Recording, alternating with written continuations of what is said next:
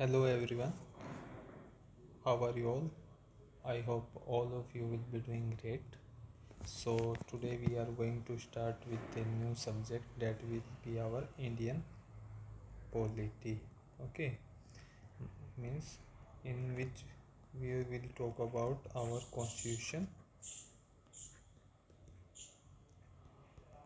and in this series we will cover polity in a very brief manner. Means here we will study only the important topics which will cover all the exams which are conducted on one day basis. Means जो भी आपके one day competitive exam होते हैं उनमें polity के कोई भी question पूछा जाता है वो अपनी क्लास से कवर करेंगे।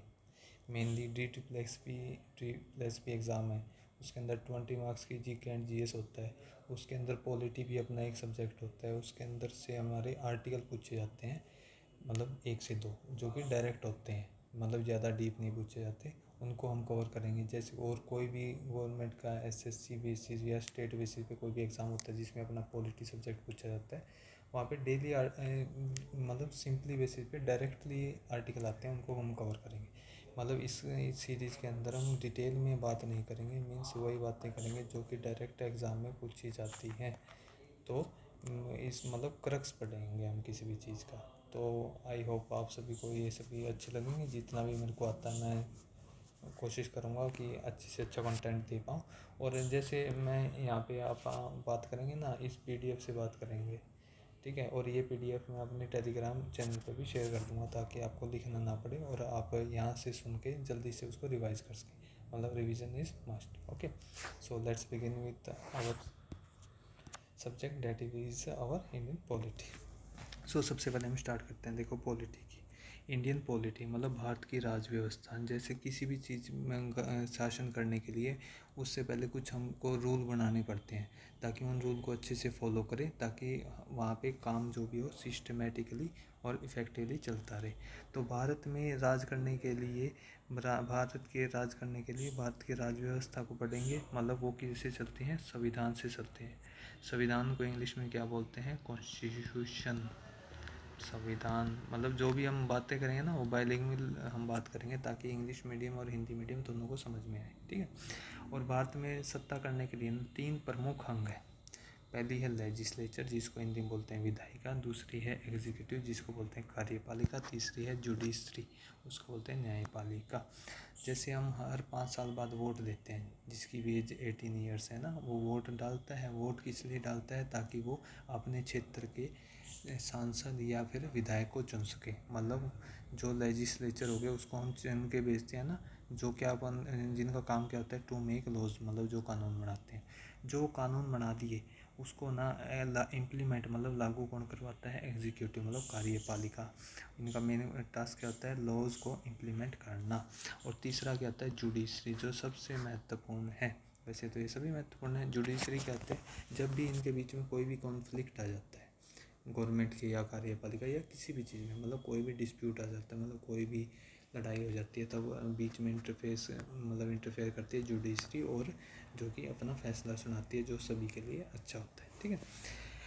अब हम बात करते हैं 3 सत्र होते हैं, मतलब किसी भी सरकार के 3 सत्र होते हैं, ठीक है। इनको आपको रिलेट करना आपके आसपास के क्षेत्र से। सबसे पहले केंद्र सत्र। केंद्र आपने सुना होगा, सेंट्रल गवर्नमेंट अब किसकी है? बीजेपी की है।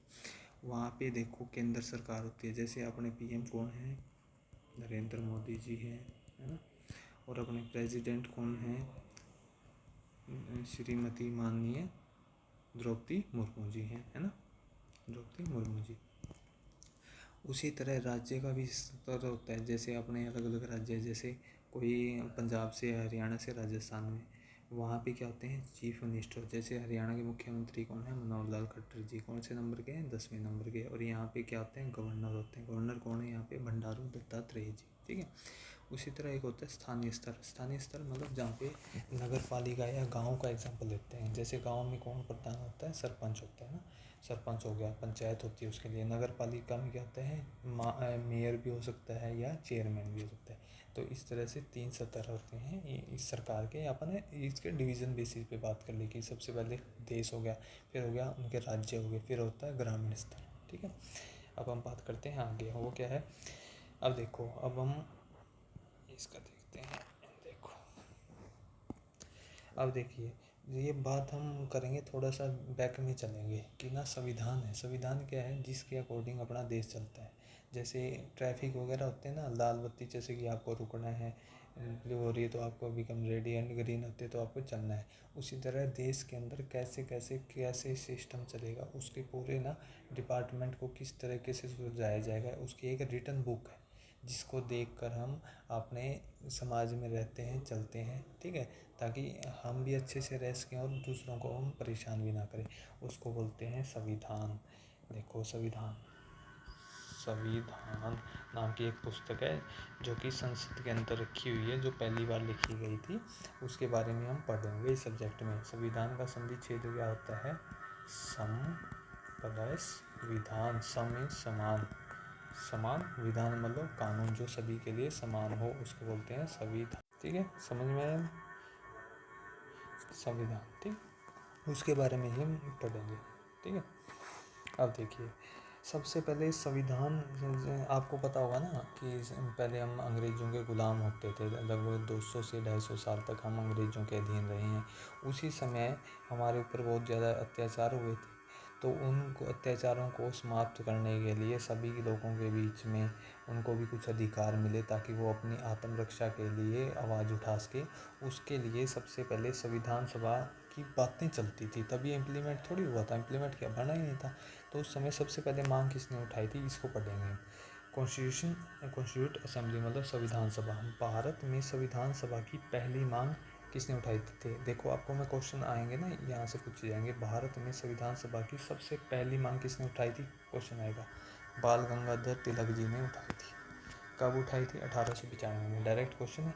और ये किस रूप में उठाई थी? मौखिक रूप में, मतलब चलती हुई सभा में उन्होंने कहा था कि भारत को संविधान सभा की, संविधान की ज़रूरत है, उसके लिए एक संविधान सभा होनी चाहिए। किसने कहा था? बाल गंगाधर तिलक जी ने कहा था। कब कहा था? 1895 में। ओके, अब नेक्स्ट क्वेश्चन देखो क्या बनता है। भारत में संविधान सभा की पहली औपचारिक मांग, मतलब पहली वाली, ये वाली मांग तो क्या थी? इनफॉर्मल थी, मतलब ऐसे मौखिक रूप से कहा था। लेकिन औपचारिक मतलब फॉर्मल टाइप में, जैसे आपने सुना होगा ना, फॉर्मल कपड़े होते हैं। किसी भी आप एमएनसी में जाओ या इंटरव्यू देने जाते हो प्राइवेट कंपनीज़ के अंदर, उसके अंदर आपको trousers, formal shirt and decent look के लिए फॉर्मल शूज़ वगैरह का यूज़ करना पड़ता है। उसी फॉर्मल के लिए बोल रहे हैं। मतलब सही तरीके से मांग किसने उठाई थी? 1934 में एम.एन. रॉय ने उठाई थी। मानवेंद्र नाथ रॉय जिनका नाम था। ठीक है, यहाँ से आपके दो क्वेश्चन आपको याद होने चाहिए। सबसे पहले संविधान सभा की पहली मांग किसने उठाई थी? बाल गंगाधर तिलक जी ने उठाई थी। कब उठाई थी? 1895 में उठाई थी। और औपचारिक मांग इन्होंने उठाई थी, एम.एन. रॉय जी ने उठाई थी 1934 में। ओके, दो क्वेश्चन आपको याद हो गए होंगे। अब देखिए, यहाँ से क्वेश्चन तो पता नहीं कितनी बार आ चुका है ये तो। संविधान सभा का गठन किस मिशन के तहत हुआ? सीधा क्वेश्चन आएगा, संविधान सभा का गठन किस मिशन के तहत हुआ? तो आप बोलोगे किस मिशन के तहत हुआ? कैबिनेट मिशन के तहत, जो कहाँ से आया था? इंग्लैंड से आया था। कब आया था? 1946 में आया था। ओके, और इस मिशन के अंदर कितने सदस्य थे? 3 सदस्य थे। पहले थे स्टैफोर्ड क्रिप्स, दूसरे थे ए.वी. अलेक्जेंडर, तीसरे थे पैथिक लॉरेंस। 3 सदस्य थे, और इन तीनों में एक मॉनिटर भी बनाया था, मतलब अध्यक्ष भी बनाया था। वो अध्यक्ष कौन थे? पैथिक लॉरेंस थे। समझ में आई बात? आगे होंगी, मैं रिवाइज़ करवा देता हूँ एक बार और। ठीक है, अब तक हमने क्या पढ़ा? देखो, अब जहाँ पे मैं लिखता चलूँगा उसको देखना। अब भारत में सबसे पहले संविधान सभा की पहली मांग किसने उठाई थी? पहली मांग किसने उठाई थी? बाल गंगाधर तिलक जी ने 1895 में। कैसे? मौखिक रूप से। भारत में संविधान सभा की पहली औपचारिक मांग एम.एन. रॉय ने, ठीक है, 1934 में। और संविधान सभा का गठन किस मिशन के तहत हुआ? आप बोलोगे कैबिनेट मिशन के तहत हुआ। कब आया था ये भारत में? 1946 में। कितने सदस्य थे इसमें? आप बोलोगे 3 थे। 3 कौन से थे? Stafford Cripps, A V. Alexander, Pethick Lawrence. और इनका अध्यक्ष कौन था? पैथिक लॉरेंस था। समझ में आई ना बात? Okay, good. अब देखिए, अब देखो, ये मिशन, कैबिनेट मिशन आ गया। उसकी उसी टाइम में भारत में इलेक्शन करवाए थे इन्होंने। ठीक है, 1 जुलाई 1946 को पहली बार इलेक्शन हुए संविधान सभा के लिए भारत में। यह निर्वाचन कितनी सीटों पे हुआ था? मतलब वोट डले थे सिर्फ 296 सीटों पे। देखो, ये 296 सीटों पे वोट चले थे। और 93 सीटों पे हुआ था मनोनयन। मनोनयन मतलब जैसे राज्यसभा के अंदर 12 सदस्य भेज देते हैं ना, वैसे ही कि इनको भेज दो, इनको भेज दो। तो 93 सीटों पे तो हुआ था मनोनयन, वहाँ पे तो डायरेक्ट भेजे गए थे, और 296 सीटों पे हुआ था निर्वाचन। यहाँ से आपको क्वेश्चन क्या याद रखना है, 3 क्वेश्चन याद रखने हैं कि भारत में पहले ऐसे विधानसभा के लिए इलेक्शन कब हुआ, 1 जुलाई 1940 को। कितनी सीटों पे निर्वाचन हुआ था, वोट कितने सीटों पे डले थे, 296 पे, और मनोनयन कितने पे होता, तो 93 सीटों, ठीक है। इसके लिए सभा बनी थी, कितनी सीटों की सभा बनी थी, 296 में। जब आप 296 में 93 जोड़ेंगे तो कितने बनेंगे बताओ, 389 बनेंगे। तो टोटल सीट कितनी बनेगी थी, 389, ठीक है, 389। और देखो अब इनमें से ना आपा तो अधीन थे किसके, ब्रिटिश के अधीन थे ना, तो इनमें से 292 सीटों ब्रिटिश प्रांत के अधीन थे, 93 सदस्य देसी रियासतों से आते थे जिनके ऊपर मनोनयन हुआ था, और 4 सदस्य कैसे थे, ब्रिटिश कमिश्नरी से आते थे। ओके, समझ में आई होगी आपको बातें, दोबारा रिपीट कर देता हूँ। इलेक्शन कब हुए, 1 जुलाई 1940 को। निर्वाचन कितनी सीटों पे हुआ, 296, और मनोनयन कितनी सीटों पे हुआ, 93। तो 296 और 93 को जोड़ेंगे तो कुल सीटें कितनी हो जाएंगी, 389। ओके, उसके बाद में ब्रिटिश प्रांतों से कितने थे, 292, देसी रियासतों से 93 जिन पे मनोनयन हुआ था, और ये थे ब्रिटिश कमीशन से। इन दोनों को जोड़ के ये कितने बनते हैं, 296। अब देखो इलेक्शन हो जाता है, इलेक्शन कितनी सीटों पे हुआ, 296 सीटों पे हुआ। इनका रिकॉर्ड यहाँ पे है। कांग्रेस ने कितनी सीटें जीती थी, 296 में से 208। एक मुस्लिम लीग होती थी, उसने कितनी जीती थी, 73, और 15 सीट जीती थी निर्दलीय। समझ में आई बात। यहाँ से क्वेश्चन क्या आता है, मैं वो पूछता हूँ कि जब भारत में इलेक्शन हुए थे 1946 में, कांग्रेस ने कितनी सीटें जीती थी, आप बोलोगे 208। मुस्लिम लीग ने कितनी जीती थी, 73। निर्दलीय ने कितनी जीती थी, 15। और कितनी सीटों पे इलेक्शन हुआ था, 296। और देसी मनोनयन कितने पे होता, 293 सीटों। समझ में आई ना बात। अब हम बात करते हैं आगे, और एक क्वेश्चन आ जाता है, देखो चलते चलते वैसे क्वेश्चन आ जाता है कि इस समय ना, जब 1946 का टाइम था, जब इलेक्शन हो रहे थे, इस टाइम भारत का वायसराय कौन था, तो आप बोलोगे लॉर्ड बैगल। सीधा क्वेश्चन आएगा, जब भारत में इलेक्शन हो रहे थे, समय था 1946 का, उस समय भारत का वायसराय कौन था, लॉर्ड बैगल था। ओके, अब बढ़ते हैं आगे। इस संविधान सभा के तहत 2 सितंबर 1940 को भारत की पहली आंतरिक सरकार बनी। देखो इलेक्शन हुए कब हुए, 1 जुलाई 1940 को। देखो 2 महीने के अंदर ही, जुलाई के बाद अगस्त, अगस्त के बाद सितंबर, 2 सितंबर 1940 को भारत की पहली आंतरिक सरकार का गठन हुआ था। समझ में आई बातें। तो सबसे पहले 3 मीटिंग होती है यहाँ पे, क्या होती है, 3 मीटिंग होती है। ये बहुत ज़्यादा इंपॉर्टेंट, इनसे क्वेश्चन हमेशा पूछा जाता है। 3 मीटिंग सीधे क्वेश्चन पूछेगा।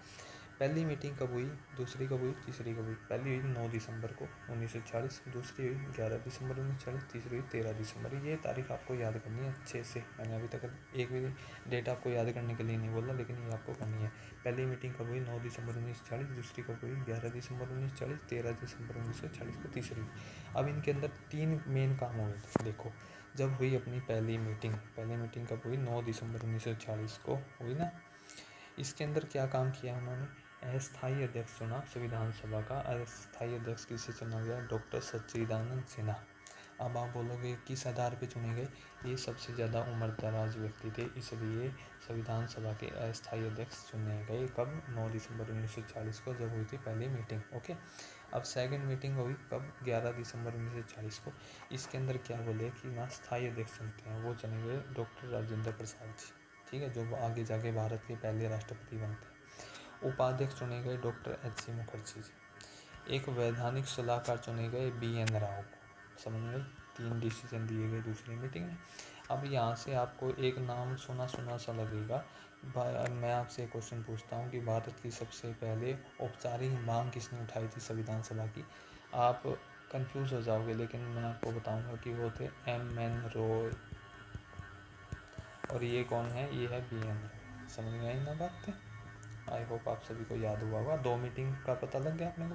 थर्ड मीटिंग में क्या होता है, थर्ड मीटिंग में भी अच्छे काम होता है।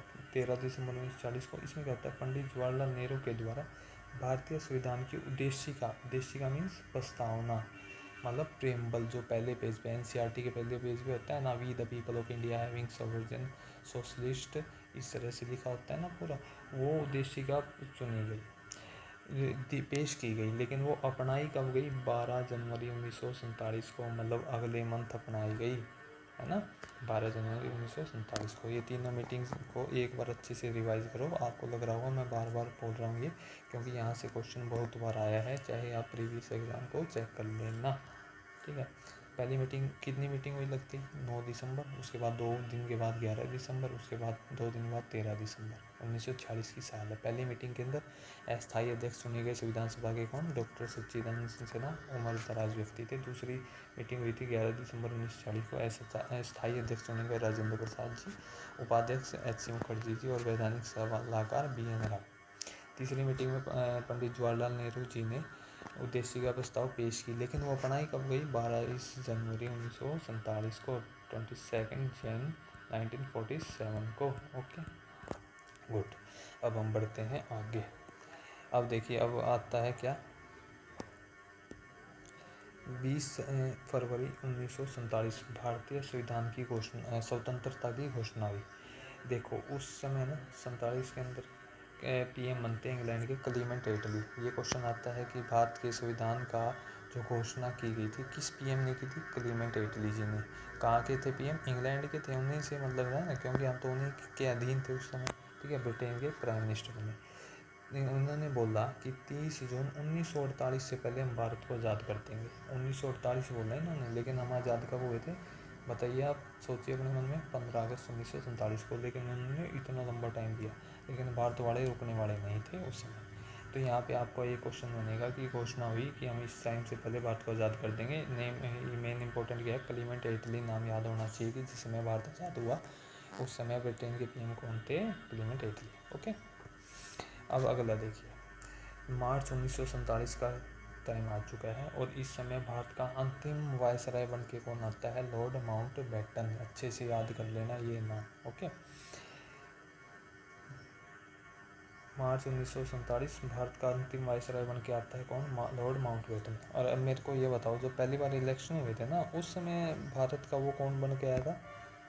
वायसराय कौन था? बताओ बताओ, मैंने आपको बताया था कौन था, बताओ। लॉर्ड वेवल तो था, ये देखो लॉर्ड वेवल था। समझ में आया ना बात? गुड। अब देखो माउंटबेटन आता है, इसके टाइम ये 2 योजनाएं लेके आता है। देखिए, एक तो माउंटबेटन योजना। अब आपसे क्वेश्चन क्या पूछेगा? भारत और पाकिस्तान का विभाजन किस आधार पे हुआ? आप बोलोगे माउंटबेटन योजना के तहत हुआ। समझ में आई बात? आई ना? दूसरी है एक परियोजना हो रही है, देखो ये क्वेश्चन छिपा हुआ क्वेश्चन है, आगे पूछा जाएगा। डिकी बर्ड योजना। क्या है? डिकी बर्ड योजना। इसके तहत क्या हुआ था? संविधान सभा का विभाजन हुआ था। हमने पढ़ा था ना, टोटल सीटें कितनी थी? 389, ठीक है। उनमें से 296 सीटें तो कहाँ से आती थी? अपनी इलेक्शन हुआ था। 93 सीटें कैसे आई थी? अपना मनोनयन हुआ था। जो इलेक्शन हुआ उसमें कांग्रेस ने कितनी जीती थी? बताओ। 208 सीटें जीती थी। मुस्लिम लीग ने कितनी जीती थी? 73। और निर्दलीय ने कितनी जीती थी? 15।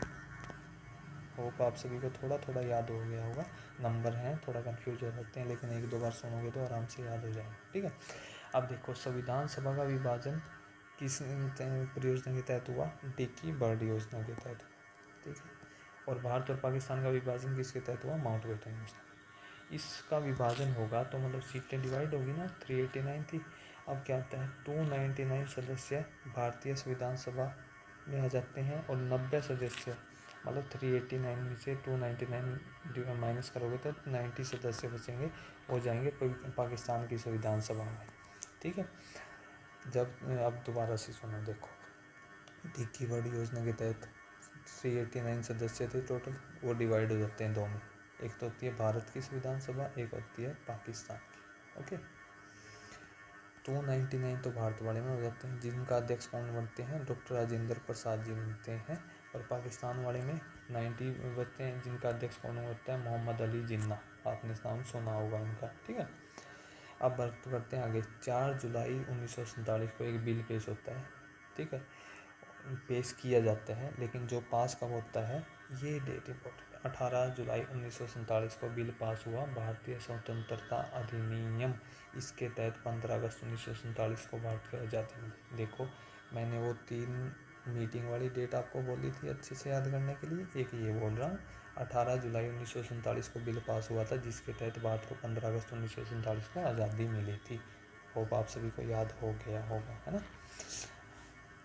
अब थोड़ा सा और पढ़ना है, ज़्यादा नहीं पढ़ेंगे हम, ठीक है, इंपॉर्टेंट पढ़ेंगे। अब यहाँ से देखो फैक्चुअल क्वेश्चन, 70% से अधिक संविधान है ना जो अपना, वो कहाँ से लिया गया है, इंडियन गवर्नमेंट एक्ट 1935 से लिया गया है। देखो अच्छे से याद कर लो, बहुत बार क्वेश्चन आया है, चाहे आप प्रीवियस ईयर देख लेना। देखो 70% से अधिक संविधान कहाँ से लिया गया है, इंडियन गवर्नमेंट एक्ट 1935 से लिया गया है। शेष 30% जो संविधान बच गया वो 70 देशों के संविधान से पढ़ा है, और वहाँ से जो भी अच्छी चीज़ें मिली उनको अपने संविधान में ले लिया। समझ में आई बातें। अब पढ़ते हैं आगे। अब देखो संविधान सभा की नेक्स्ट मीटिंग कब हुई, 29 अगस्त 1947 को होती है। समझ में आई बात। संविधान सभा की नेक्स्ट मीटिंग होती है 29 अगस्त 1947 को। ये डेट क्या याद करनी है, क्योंकि इस समय में ड्राफ्टिंग कमेटी या प्रारूप समिति का गठन होता है, जिसके अध्यक्ष चुने जाते हैं कौन, डॉक्टर BR अम्बेडकर, बाबा साहब अम्बेडकर, ठीक है। समझ में आई बातें। यहाँ से क्वेश्चन क्या बनेगा, ड्राफ्टिंग कमेटी कब बनाएगी, 29 अगस्त 1947 को। देखो कब बनाएगी, थोड़ा याद करते हैं, कैसे याद करेंगे। देखो 1947 से अपने को क्या याद आता है, वी गोट इंडिपेंडेंस कब मिली, 15 अगस्त को। 15 अगस्त के बाद ना 29 अगस्त को संविधान सभा मतलब प्रारूप समिति का गठन किया गया 15 अगस्त 29 अगस्त 1947 को, ठीक है। अब देखिए ये थोड़ी सी इंपॉर्टेंट है, ठीक है, क्योंकि इन्होंने ही आगे जाके संविधान बनाया था, किसने, ड्राफ्टिंग कमेटी ने या प्रारूप समिति ने, जिसके हेड होते थे डॉक्टर BR अम्बेडकर। इसके अंदर कुल कितने सदस्य थे, 7 सदस्य थे। इनके नाम थोड़े बहुत याद कर लेना, एक बार माइंड से गो थ्रू कर लेना, ताकि एग्जाम में पूछे जाए तो अपने को प्रॉब्लम ना। एक तो थे DP खेतान शुरुआत में, लेकिन इनकी हो गई थी डेथ, तो इनकी जगह कौन आ गए थे, TT कृष्णाचारी जी आए थे इनके स्थान। एक थे BL मित्तर, इन्होंने रिज़ाइन दे दिया था, इनकी जगह आए थे माधवराव। याद कैसे करोगे, DP खेतान जी थे, उनकी डेथ हो गई थी, उनकी जगह आए TT कृष्णाचारी जी। एक BL मित्तर थे, उन्होंने रिज़ाइन दे दिया, उनकी जगह आए माधवराव जी। दो नाम में थोड़ा सा याद कर लेना, पढ़ लेना।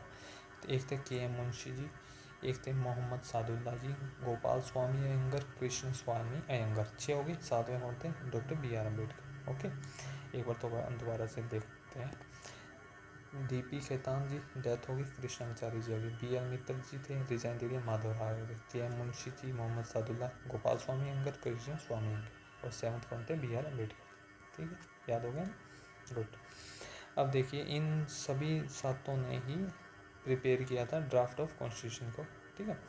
और संविधान को बनने में कितना टाइम लगा था, आपने 7वीं 8वीं क्लास में ही पढ़ा होगा, 2 वर्ष 11 महीने 18 दिन संविधान बनने में समय लगा था। अब ये क्वेश्चन तो पुराना हो गया, सभी को याद है।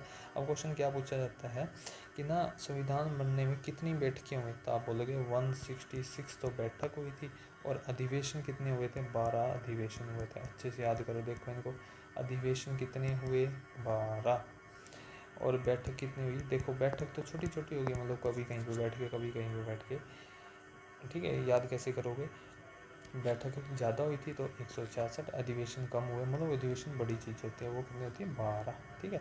और देखो यहाँ से क्वेश्चन आता है, वर्डिंग का खेल है ये अगला, संविधान बनकर तैयार या अंगीकृत या अधिनियमित या अंगीकृत कब हुआ, 26 नवंबर 1949 को हुआ।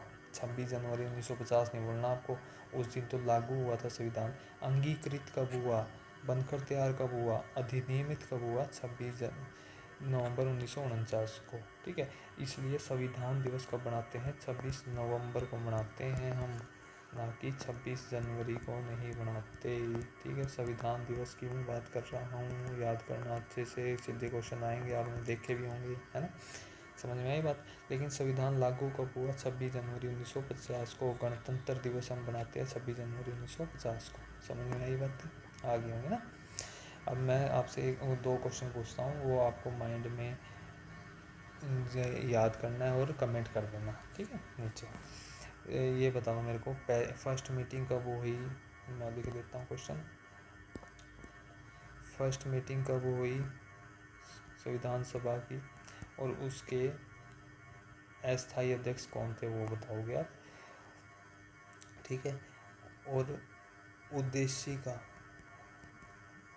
प्रस्ताव था ना, जो पंडित जवाहरलाल नेहरू जी ने पेश किया था, वो कौन सी मीटिंग में किया था, मीटिंग कौन सी थी, और उसको मतलब स्वीकार कब किया गया, ये दोनों आप कमेंट करोगे पक्का, ठीक है, अगर आपने यहाँ तक क्लास देखी तो। एक छोटी सी चीज़ें हो रहेगी, इनसे डायरेक्ट क्वेश्चन आता है ना।